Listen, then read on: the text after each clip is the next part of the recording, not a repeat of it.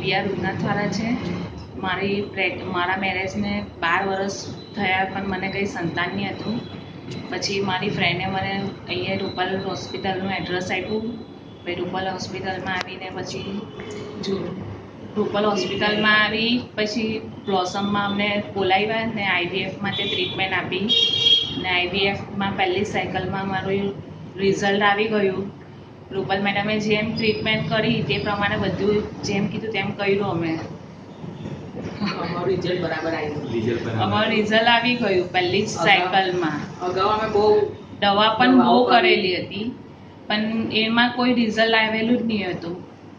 12 વર્ષ સુધી અમે કશું બેસી નથી રહ્યા કે આ ટ્રીટમેન્ટ કોઈને કોઈ ટ્રીટમેન્ટ અમે ચાલુ જ રાખી હતી, છતાં પણ અમને રિઝલ્ટ મળ્યું ન હતું.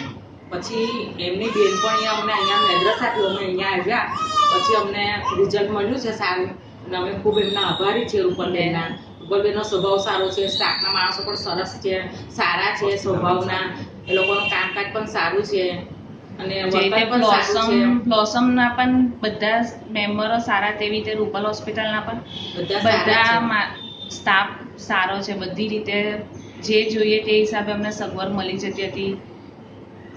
ને 2 બેબીઓ આવી છે પણ બેબીઓ આવી પણ અમે ઘણા ખુશ છે. અમારું હસતું મોરું થયું. ને રૂપલ મેડમ પણ જેમ કહેતા હતા તે પ્રમાણે બધી રીતે કર્યું છે. મેડમે પણ ઘણો સપોર્ટ આપ્યો છે અમને બધી રીતે. સ્વભાવ પણ સારો છે, ટ્રીટમેન્ટ સરસ છે અને જે અમને જે 2 બાળકોને મારી વહુએ જન્મ આપ્યો છે અમે એનાથી પણ ખુશ છીએ. અમને એમનો કોઈ અફસોસ પણ નથી. અમે ઘણા આનંદ છીએ. અમારા ફેમિલીમાં પણ અમારી ઉત્સવ હોય જેવો ગણપતિનો ઉત્સવ છે એવો અમારા ઘરમાં માહોલ બની ગયો છે. એટલે અમને ખૂબ આનંદ થયો છે અને રૂપલ મેડમના અમે આભારી છીએ, સ્ટાફના પણ અમે આભારી છીએ કારણ કે એમને લોકોએ અમારી ખૂબ સેવા પણ કરી છે, સારા સ્વભાવથી અમારી ટ્રીટમેન્ટ કરી છે અને અમને અહીંયા હોસ્પિટલ પણ અમને સારી લાગી. ભલે દૂર અમને પડ્યું પણ અમને હોસ્પિટલનો સપોર્ટ સરસ મળ્યો છે એટલે અમે એમના આભારી છીએ.